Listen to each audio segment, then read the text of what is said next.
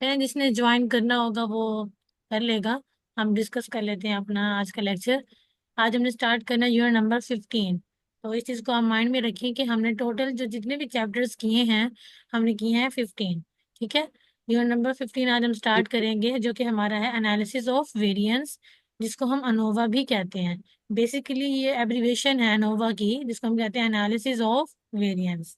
ठीक है। A N से एनालिसिस, ओ से ऑफ, और वी ए से क्या आएगा, वेरिएंस। तो अगर कहीं पे आता है एनालिसिस ऑफ वेरिएंस फाइंड करें या अनोवा फाइंड करें, तो एक ही बात की जा रही है। अनोवा की बेसिकली एब्रीवेशन है एनालिसिस ऑफ वेरिएंस। जी मैम। नेक्स्ट देखते हैं कि इसको हम क्यों यूज करते हैं बायोस्टैटिस्टिक्स में, एनालिसिस ऑफ वेरिएंस को। सबसे पहले इसकी डिफाइन के रेफरेंस थ्रू से हम जानेंगे कि हमारे पास जो अनोवा है या एनालिसिस ऑफ वेरिएंस ये है क्या। ठीक है। Analysis of variance ANOVA is a statistical technique. ठीक है, जाहिर बात है जितने भी हम बायोस्टैटिस्टिक्स में चीजें पढ़ रहे हैं वो क्या है, स्टैटिस्टिकल टेक्निक्स हैं। ठीक है। Statistical technique use to compare mean of three or more groups to determine if there are significant difference between them. ठीक है। जैसे अब तक हमने काम किया था कि हमारे पास दो मीन आ जाते थे। ठीक है। या हमारे पास एक मीन होता था पॉपुलेशन मीन का, और एक होता था सैंपल मीन का। लेकिन जब हमारे पास मीन ऑफ द डाटा जो हमारा होता है ना वो टू और मोर ग्रुप्स पर आ जाए, ठीक है, तो उसके हमने ये चेक करना होता है कि उनको हम लाइक किस तरह करते हैं, या उनके दरमियान सिग्निफिकेंट डिफरेंसेस क्या आ रहे हैं उनके दरमियान में। उस चीज को चेक करने के लिए हम क्या यूज करते हैं, एनालिसिस ऑफ वेरिएंस। सबसे पहला जो इसका यूज है, इसका पर्पस है, वो हमारे पास यही होता है कि इसको हम जो हमारे पे यहाँ पे कंपेयर करते हैं हम मीन को थ्री और मोर ग्रुप्स के साथ। ठीक है। जैसे हमारे पास एक मीन होता है म्यू 1।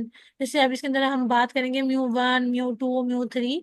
मतलब हमें एक एक से ज्यादा मीन दिए जाते हैं, और उनके दरमियान उनके हम कंपेयरिंग करते हैं और चेक करते हैं कि हमारे जो डिफरेंसेस आ रहे हैं उनके दरमियान में वो कितने सिग्निफिकेंट हैं और कितने नहीं हैं।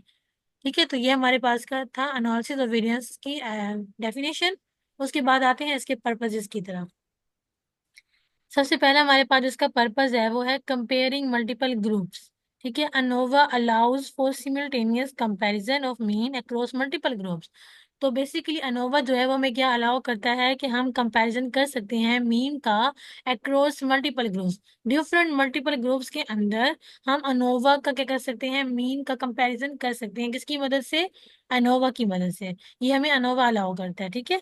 उसके बाद हमारे पास सेकंड इसका पर्पस आता है डिटरमाइनिंग सिग्निफिकेंट डिफरेंसेस। ठीक है, कि डाटा में इसके सिग्निफिकेंट डिफरेंस क्या आ रहे हैं, डिफरेंसेस को चेक करने के लिए, उनको डिटरमाइनिंग के लिए हम यूज करते हैं अनोवा का। ANOVA determine if the difference between groups mean, मतलब मीन ग्रुप्स का जो हम डिफरेंस फाइंड कर रहे हैं, are due to chance if there is statistically significant difference. तो हमने ये चेक करना होता है कि उनके रिजल्ट जो हैं वो सिग्निफिकेंट आ रहे हैं या वो रिजल्ट सिग्निफिकेंट नहीं आ रहे हैं। सिग्निफिकेंट भी कह सकते हैं इसको, आप इक्वल भी कह सकते हैं। जैसे इसके हम अगर टेस्टिंग का यूज करते हैं, टेस्टिंग के अंदर हम दो अपना बनाते हैं, नल ऑल्टरनेटिव और sorry null hypothesis and alternative hypothesis. ये दो सिचुएशन हम बनाते हैं ना अपनी। तो उसमें से हम क्या करते हैं कि आप इक्वल आ रही है या नहीं आ रही है। बात वही की जा रही है कि रिजल्ट डाटा के जो भी हमने रिजल्ट फाइंड किए हैं, मतलब मीन्स को टू और मोर ग्रुप से कंपेरिजन किया है, तो उसके दरमियान हमने ये चेक करना है उनका डिफरेंस कितना आ रहा है। ठीक है। और ये पता चलना है, पता चल जाती है बात हमें कि रिजल्ट जो हैं जो फाइंड हुए हैं हमें, आए वो सिग्निफिकेंट हैं या वो सिग्निफिकेंट नहीं है। तो इस चीज का पता चल जाता है before the help of ANOVA. Next हमारे पास को हम डिस्कस करेंगे उसके की एस्पेक्ट्स। ठीक है, कि इसके की एस्पेक्ट्स क्या हैं। सबसे पहले हमारे पास है continuous data. ANOVA used for continuous data. ANOVA में हमेशा हम कंटिन्यूस डाटा यूज करते हैं। सेकंड हमारे पास है ग्रुप कंपैरिजंस। इसके अंदर हम ग्रुप्स का कंपैरिजन कर रहे होते हैं ना। ANOVA compares means across multiple groups. Means का डिफरेंट मल्टीपल ग्रुप्स के साथ कंपैरिजन करना हम यूज करते हैं, इसलिए ANOVA for group comparisons. Third हमारे पास है variance analysis. ANOVA analyses variance with in and between groups.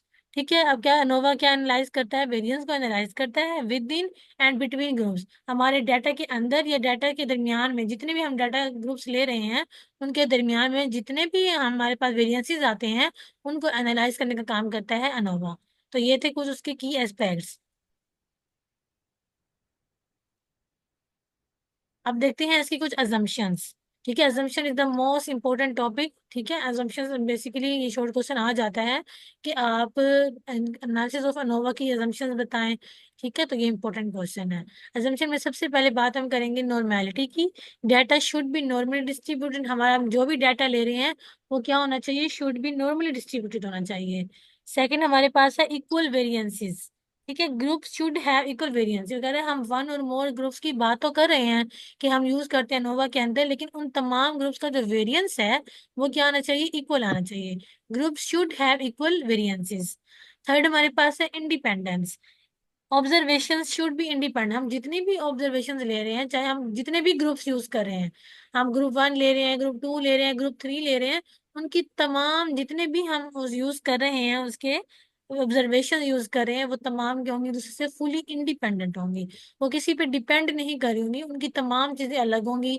For example उसका मीन, वेरिएंस, स्टैंडर्ड डेविएशन, हर चीज उसकी, हर एक ऑब्जर्वेशन जो है वो क्या होगी, इंडिपेंडेंट होगी, नॉट अ डिपेंडेंट। ठीक है, तो ये assumptions जो हैं ये मोस्ट इंपॉर्टेंट टॉपिक है।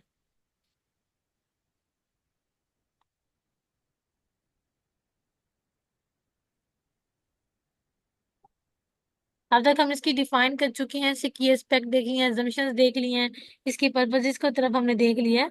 अब नेक्स्ट मूव करते हैं अपने इसकी एप्लीकेशंस की तरफ, कि which application that we use ANOVA. ठीक है, कौन कौन सी ऐसी बायोस्टैटिस्टिक्स की एप्लीकेशंस हैं जिनके अंदर हम अनोवा का यूज कर रहे होते हैं। सबसे पहले अगर हम बात करेंगे तो वह है clinical trials, comparing treatment outcomes. ठीक है, कंपेयरिंग ट्रीटमेंट आउटकम्स की बात की जा रही है। ट्रीटमेंट के आउटकम बहुत सारे आ सकते हैं। मतलब आपने कोई ट्रीटमेंट किया है, उसके आउटकम्स का उसका रिजल्ट, उसके रिजल्ट की काफी सारे क्या आ जाएंगे, ग्रुप्स आ जाएंगे। कि ट्रीटमेंट दिया गया, उसके बाद रिजल्ट्स क्या आए, उसकी वो बिल्कुल परफेक्ट हो गया, उसकी जो हेल्थ है वो बिल्कुल फिट हो चुकी है, या थोड़ा सा डिस्टर्ब हो चुकी है, या बिल्कुल ठीक नहीं हुई है, तो उसके काफी सारे आउटकम्स आ जाते हैं ट्रीटमेंट के। तो उनको कंपेयर करने के लिए हम यूज करते हैं अनोवा का।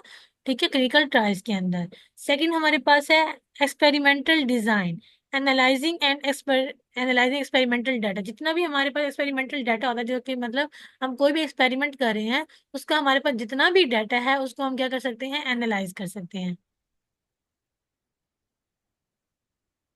थर्ड हमारे पास है epidemiology, investigating disease progression. Disease की जितनी भी प्रोग्रेशन है, आया वो उसका जो डिग्री प्रोग्रेशन लेवल है या रेट है, वो हाई है, मॉडरेट है या स्लो है, जो भी है उसको आप इन्वेस्टिगेट कर सकते हैं अनोवा के थ्रू। ठीक है, मतलब जितने भी उसके अब इन्वेस्टिगेट करने का तरीका अलग होता है, हमें पता लगता है कि ये इतना सिक है या इज मोर सिक या मोस्ट सिक। तो इसका पता लगता है या नो सिक, क्या वो बीमार नहीं है या बहुत ज्यादा बीमार है या बिल्कुल ही बीमार नहीं है। ठीक है, तो ये हमारे पास चीजें होती हैं कुछ, हमने ये चेक करने के लिए एपिडोमियोलॉजी के अंदर हम यूज करते हैं अनोवा का।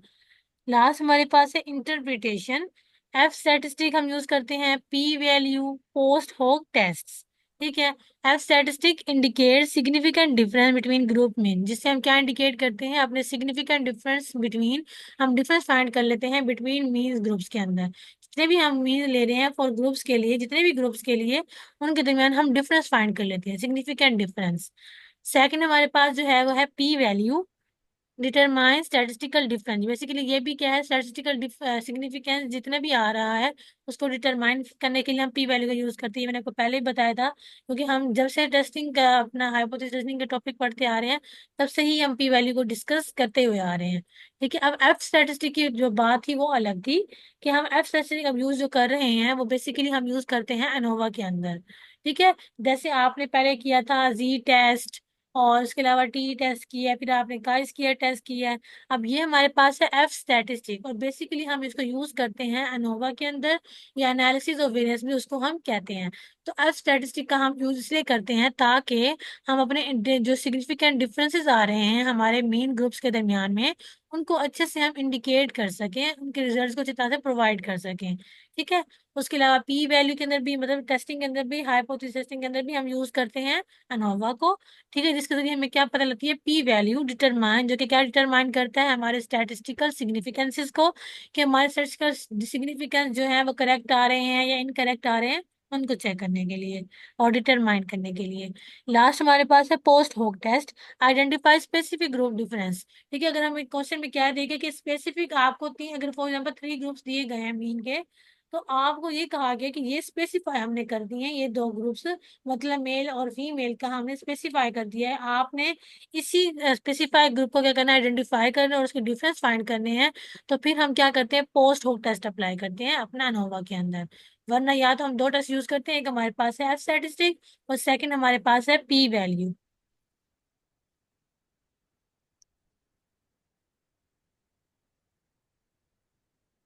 उसके बाद नेक्स्ट हम आते हैं एडवांटेजेस की तरफ और डिसएडवांटेजेस की तरफ।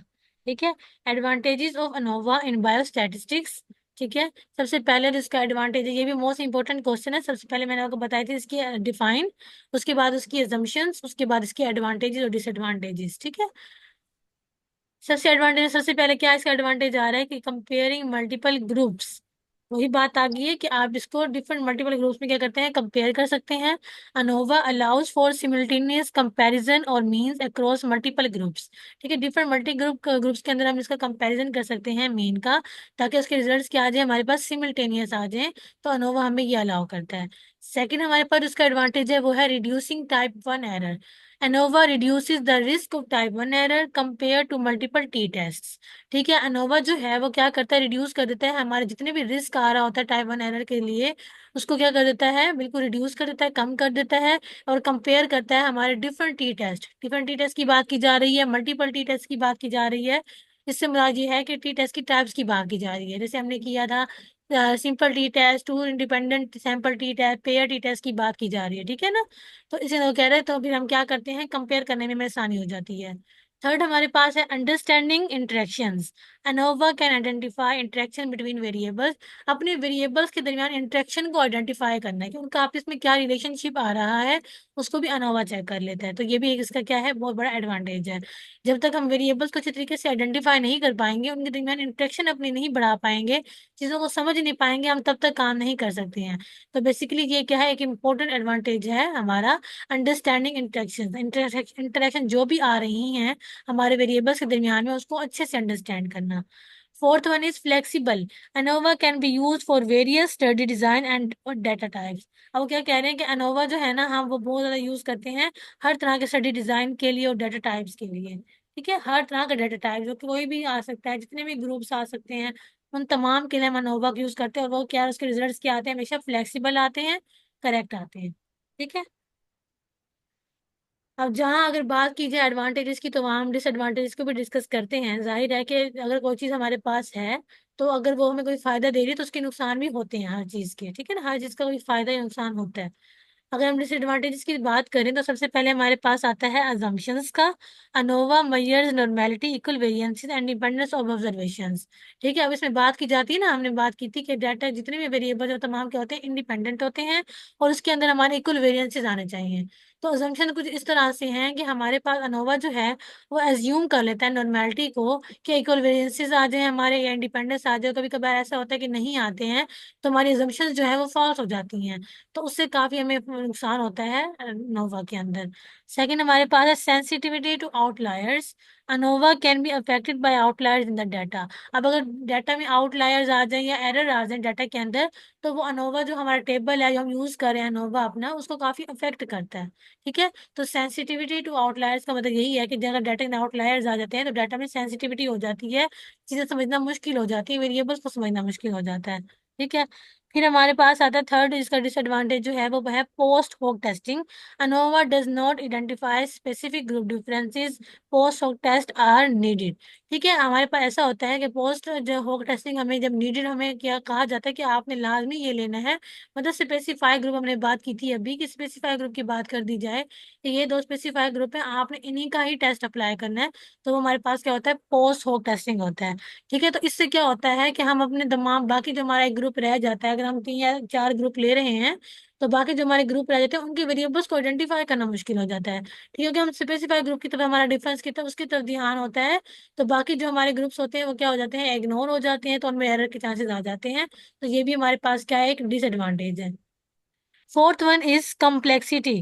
ठीक है। ANOVA can be complex to interpret, interpretation के अंदर काफी कॉम्प्लेक्शन आ जाती है अनोवा के through, especially with multiple factors और इंटरेक्शन। इवन जब बात की जाए मल्टीपल फैक्टर्स की, कि बहुत ज्यादा फैक्टर्स आपको दे दिए गए हैं और उनके दरमियान आपने उनके इंटरेक्शन को चेक करना है, तो कम्प्लेक्सिटी डाटा की आ जाती है। ठीक है, तो उससे हमारे पास काफी कम्प्लेक्शन आ जाती है, कि हमारे पास आउटलायर्स का डर होता है, हमारे पास एरर के चांसेस होते हैं, तो इस तरह कम्प्लेक्शन हो जाती है। ठीक है, तो लास्ट फोर्थ हमारे पास डिसएडवांटेज इसका था कॉम्प्लेक्सिटी का। यहाँ तक क्लियर है इसके एडवांटेजेस और डिसएडवांटेजेस?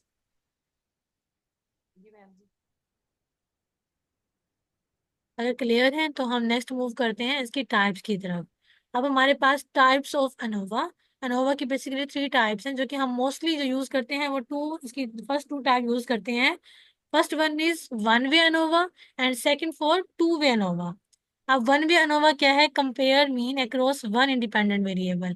हम मीन को कंपेयर करते हैं, सिर्फ हमें क्या दिया जाता है? एक ही इंडिपेंडेंट वेरिएबल के साथ जब हम उसका कंपैरिजन करते हैं, तो हमारे पास क्या होता है? One way ANOVA. सेकंड हमारे पास है two way ANOVA. Compare means, ठीक है, अक्रॉस टू इंडिपेंडेंट वेरिएबल्स। आप मीन को कंपेयर करते हैं टू इंडिपेंडेंट वेरिएबल्स के साथ, तो वो हमारे पास क्या होता है? Two way ANOVA. Third one is repeated measure ANOVA. Compare mean across multiple measurements. आप मीन्स को मल्टीपल मेजरमेंट्स के साथ आप उसको रिपीट कर सकते हैं, इसलिए हम इसको कहते हैं रिपीटेड मेजर्स अनोवा। जो कि वैल्यू जो है, उसके जो वेरिएबल्स हैं, मीन्स हैं, वो बार बार रिपीट पे मेजरमेंट हो रहे हैं, मल्टीपल टाइम्स कंपेयर हो रहे हैं, तो वो हमारे पास क्या होता है? Repeated measures ANOVA. अब बात करते हैं वन वे अनोवा की, जो कि भी मैंने आपको थोड़ा सा बताया है, लेकिन मजीद उसको हम ब्रीफली डिस्क्राइब कर लेते हैं। One way ANOVA analysis of variances is a statistical technique. ये भी हमारे पास क्या है? स्टैटिस्टिकल टेक्निक है। That which we used for, हम किस लिए इसको यूज करते हैं? कंपेयर्स मीन, मीन को कंपेयर करने का बेसिकली काम होता है अनोवा का, वो काम कर रहे होते हैं। लेकिन अब बात वन वे अनोवा की जा रही है, तो थोड़ा सा कम्प्लेक्शन आएगा। Compare the mean of three or more groups. ठीक है, बात वही है कि हम अपने मीन को कंपेयर करते हैं of three or more groups के साथ, based on a single independent variable. किसकी बेस पर? एक सिंगल इंडिपेंडेंट वेरिएबल के थ्रू जब अपने हम three or more mean groups को क्या करते हैं? कंपेयर करते हैं। वो हम किस में करते हैं? वन वे अनोवा के अंदर। ठीक है, कुछ इसके आगे की कैरेक्टरिस्टिक्स को भी डिस्क्राइब कर लेते, तो इजीली चीजें समझ में आ जाएंगी। फर्स्ट, इसकी जो की कैरेक्टरिस्टिक है वो हमारे पास है simple single factor. One way ANOVA involve a single independent variable of factor. ठीक है, जितने भी हम फैक्टर ले रहे हैं, जितने भी हम मीन्स ले रहे हैं, उनका क्या होता है? सिंगल इंडिपेंडेंट वेरिएबल हमें दे दिया जाता है। ठीक है, इसलिए हम इसको क्या कहते हैं? Single factor. उसके बाद आता है मल्टीपल ग्रुप्स। इसमें बात हम वही कर रहे हैं कि इसमें हमें मल्टीपल ग्रुप्स दिए जाते हैं। Compare mean across three or more groups. ऐसा भी हो सकता है कि three or more groups they दिए जाएं, फोर और फाइव मोर ग्रुप्स दे दिए जाएं, तो वो क्या कहते हैं? मल्टीपल ग्रुप्स का भी एक काम कर किया जाता है वन वे अनोवा के अंदर। थर्ड हमारे पास है कंटिन्यू डाटा। अब पहले भी हम डिस्कस कर चुके हैं उसकी एजम्पशन के अंदर, कि हमारे पास जो डाटा है वो हमारे पास क्या होता है? हमेशा कंटिन्यूस डाटा। हम कंटिन्यूस डाटा को हमेशा यूज करते हैं अपना अनोवा के अंदर। अगर एग्जाम्पल की बात की जाए, ठीक है, comparing the average score of students from different schools. ठीक है, अब हमारे जो स्टूडेंट है, हमारे कॉलेज का स्टूडेंट है, तो अगर उसके हमने मार्क्स की एवरेज ली है, कि उसके comparing the average score of students. ठीक है, मतलब एवरेज फाइंड की है, इसके रिजल्ट बहुत अच्छे हैं, हमने डिफरेंट स्कूल्स के साथ उसका जो रिजल्ट था उसको कंपेयर किया है, कि कितने स्कूल्स के साथ उसका कंपैरिजन आ रहा है, उसके बाद उसका हमने क्या किया है? उसको कंपेयर करके उसकी एवरेज वैल्यू फाइंड कर ली है। ठीक है जी, आप बाहर देखें, आप और करें, तो हमारे पास एक ही इंडिपेंडेंट वेरिएबल है, मतलब हमारे पास एक ही स्टूडेंट है, तो वो हमारे पास क्या है? एक ही इंडिपेंडेंट वेरिएबल है। लेकिन मीन हमारे पास यही है ना, कि उसके हमने टेस्ट स्कोर को हमने मेजर करना है, तो टेस्ट स्कोर उसका हमारे पास है मीन। अब मीन को हमने थ्री और मोर ग्रुप्स के साथ क्या करना है? कंपेयर करना है। अब थ्री और मोर ग्रुप्स कौन कौन से हैं? Different schools. यहाँ पे लिखा हुआ है कि डिफरेंट स्कूल्स के हमने रिजल्ट्स के साथ उस बच्चे के रिजल्ट को क्या करना है? कंपेयर करना है। तो ये हमारे पास क्या होता है? One way ANOVA.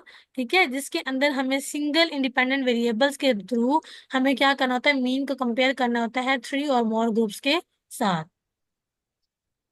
नेक्स्ट हमारे पास है two way ANOVA. To way ANOVA analysis of variances is a statistical technique. ये भी स्टैटिस्टिकल टेक्निक है। हम किस लिए यूज करते हैं? और कंपेयर मीन, इसको भी हम कंपेयर मीन के लिए यूज करते हैं। लेकिन compare the mean of groups, हम इसके अंदर मीन को ग्रुप्स को जो है उसको कंपेयर करते हैं based on two independent variables. अब उसके अंदर हमारे पास एक ही इंडिपेंडेंट वेरिएबल था जो कि क्या था, स्टूडेंट। अब इसके अंदर हमें क्या है, टू इंडिपेंडेंट वेरिएबल दे दिए गए हैं, इसलिए हम इसको क्या कहते हैं, टू वे अनोवा। ठीक है, अब इसकी कुछ की कैरेक्टरिस्टिक्स देख लेते हैं। जैसा कि हमारे पास फर्स्ट में आ रहा है टू फैक्टर, उसमें हमारे पास है सिंगल फैक्टर, इसमें हमारे पास क्या है, टू फैक्टर्स आ जा रहे हैं। Two way ANOVA involves two independent variables और फैक्टर्स। इसके अंदर हमें दो इंडिपेंडेंट वेरिएबल्स और दो फैक्टर दे दिए जाते हैं, इसलिए इसको हम क्या कहते हैं, टू फैक्टर। सेकंड हमारे पास है इंटरेक्शन इफेक्ट। ठीक है, अब हम दो इंडिपेंडेंट वेरिएबल ले रहे हैं तो उनका इंटरेक्शन इफेक्ट भी आएगा। ठीक है, जो कि हम एग्जामिन करते हैं interaction between the two factor, जो फैक्टर हम ले रहे हैं दो, उनके दरमियान का क्या इंटरेक्शन है उसको हम एग्जामिन कर सकते हैं। थर्ड हमारे पास है main effects, examine the main effects of each factor.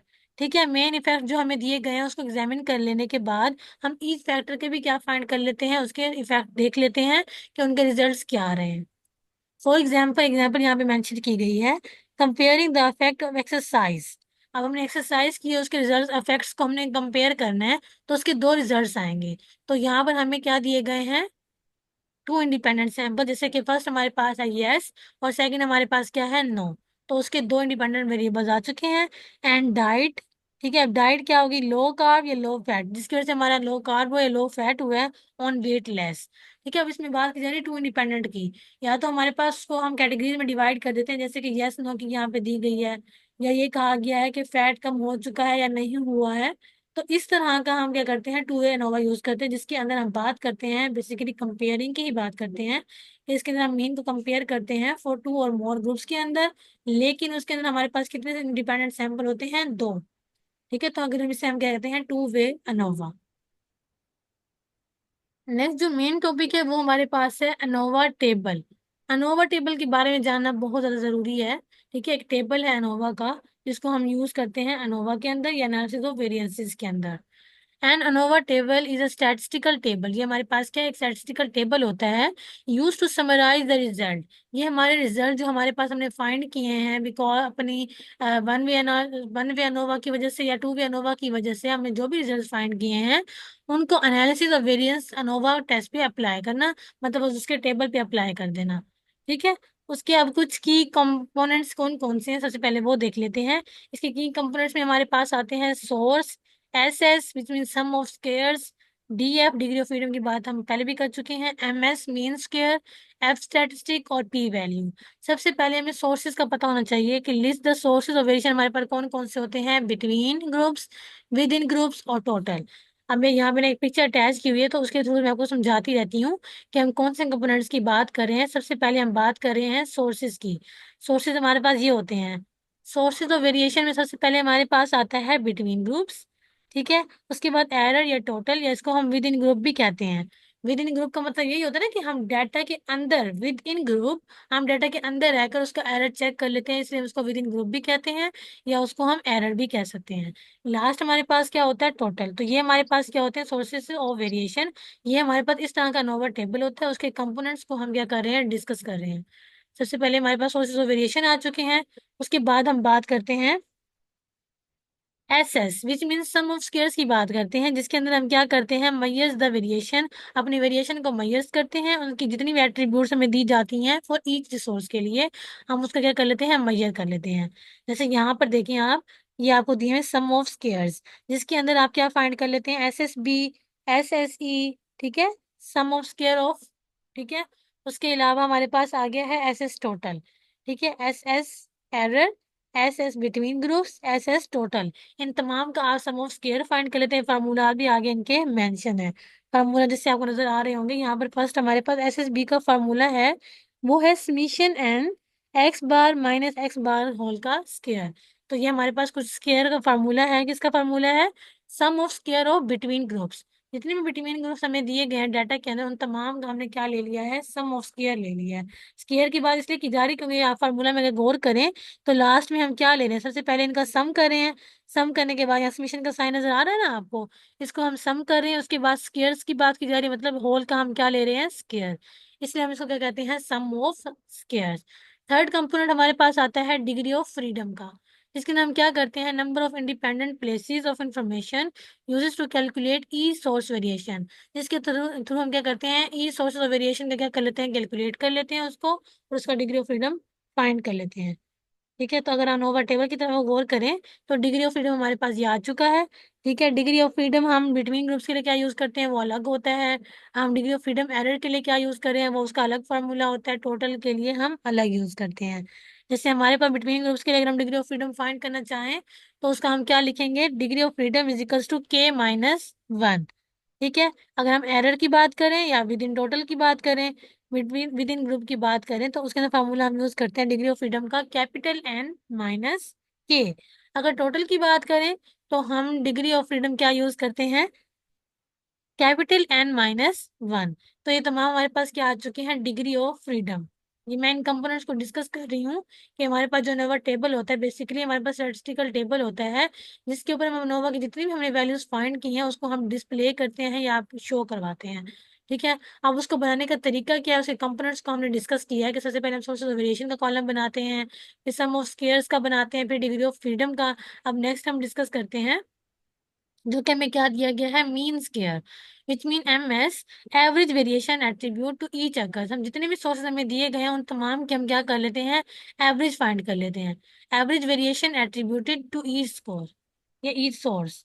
ठीक है, अब जैसे यहाँ पे आपको दिए गए हैं मीन स्क्वायर, उसके लिए हम mean square for between group निकाल लेते हैं और मीन स्क्वायर ऑफ एरर। इसका फॉर्मूला हमारे पास ये होता है SSB divided by k-1, which mean SSB को हम डिवाइड कर देते हैं k-1 के साथ। हमने अगर मीन की देखें, मीन की बात की जा रही है कि मीन स्क्वायर्स, अब मीन की बात की जा रही है विच मीन हाँ एवरेज की बात कर रहे हैं। एवरेज की क्या होता है, हम टोटल, टोटल का मतलब यही है ना, सम ऑफ स्क्वायर, उसको हम डिवाइड कर देंगे डिग्री ऑफ फ्रीडम के साथ, तो हमारे पास क्या आ जाएगा, मीन स्क्वायर। ठीक है, उसके बाद लास्ट हमारा जो कंपोनेंट है नोवा टेबल का, वो हमारे पास होता है एफ स्टैटिस्टिक का, जिसमें हम क्या करते हैं, ratio of between group variation is with in group variation. ठीक है, हम वेरिएशन को चेक करने के लिए हम यूज करते हैं एफ स्टैटिस्टिक का, कि कौन कौन सी वेरिएशन हम ले रहे हैं।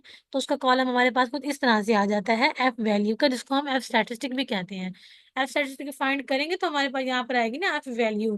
ठीक है, एफ वैल्यू का फॉर्मूला हमारे पास क्या है, F is equals to MSB divided by MSC, या इसको हम यूं भी फाइंड कर सकते हैं MST या MSC। ठीक है, बात यहाँ पे की जा रही है, MSB की बात की जा रही है, तो यहाँ पे बात की जा रही है mean square of between groups. यहाँ पे लिखा हुआ है ना MSE, mean square for between groups. MSE का मतलब है मीन स्क्वायर ऑफ एरर। ठीक है, जो कि ये हमने फाइंड किया है।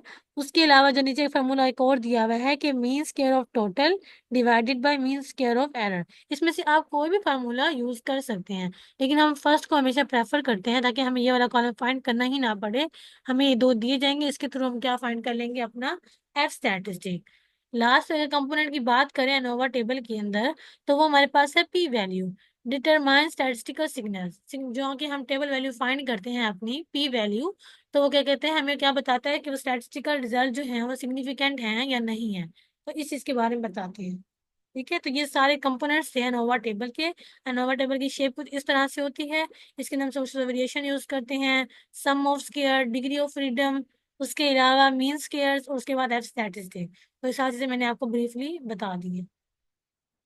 तो ये सारे इसके आगे कंपोनेंट्स, और मजीद आगे भी यहाँ पे आपको शॉर्ट फॉर्म में बताए गए हैं ताकि आप इसको जरा याद कर सकें कि SS किसे कहते हैं, DF, MS, SSB, SSE, SST। के क्या होते हैं हमारे पास, नंबर ऑफ ग्रुप्स, जितने भी हम ग्रुप्स की बात कर रहे हैं, अगर हम 2 ग्रुप्स ले रहे हैं, 3 ग्रुप्स ले रहे हैं, तो हमारे पास वो आ जाता है। एन का मतलब क्या होता है, टोटल सैंपल साइज। बाकी इस चीज की तो सारी बात कर चुके हैं ना, कि SS हमारे पास सम ऑफ स्क्वायर होता है, DF हमारे पास डिग्री ऑफ फ्रीडम होता है, MS क्या होता है, मीन स्क्वायर, SSB क्या होता है, sum of square between groups.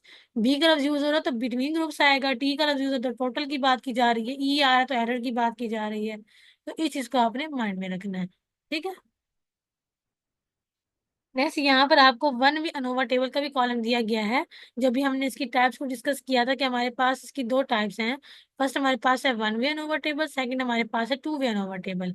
तो टू वे अनोवा टेबल की तरफ हम मूव नहीं करेंगे, सिर्फ हम one way table ANOVA table ही करेंगे, उसके अलावा ज्यादा हमने नहीं करना है।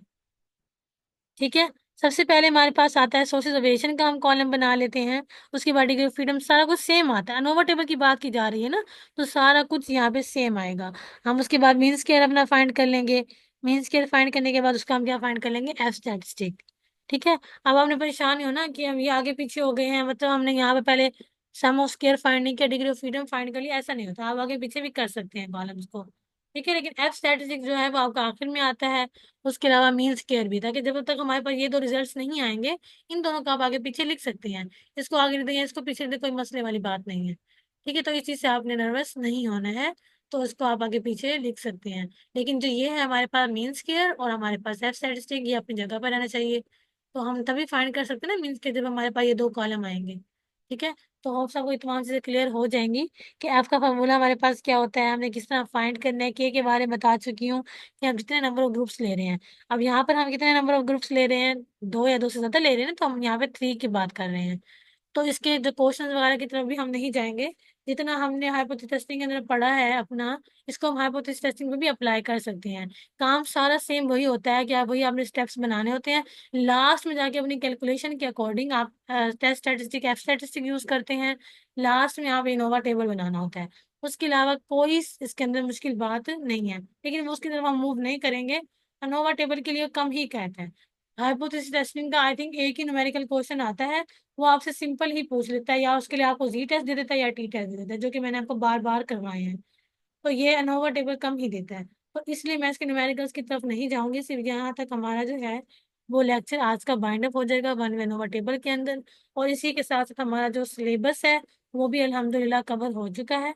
वैसे मैंने आपको कोर्स का कंटेंट बताया था कि हमारे पास यूनिट नंबर 16 तक है, लेकिन एक बीच में हमारे पास वर्कशॉप का था, तो इसलिए वो कैंसिल हो चुका है। उसके अलावा बाकी हमारे पास जो 15 हमारे चैप्टर्स थे वो कंप्लीट हो चुके हैं। Clear?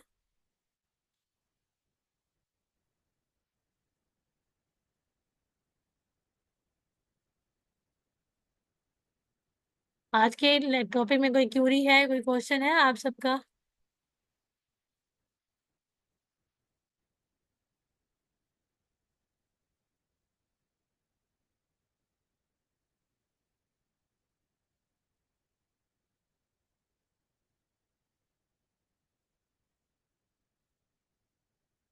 Ghulam Fatima, are you hair?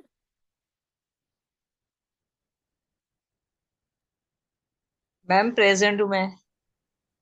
Okay. मैंने कहा आज का लेक्चर क्लियर हो गया। मैम जी बस ये जो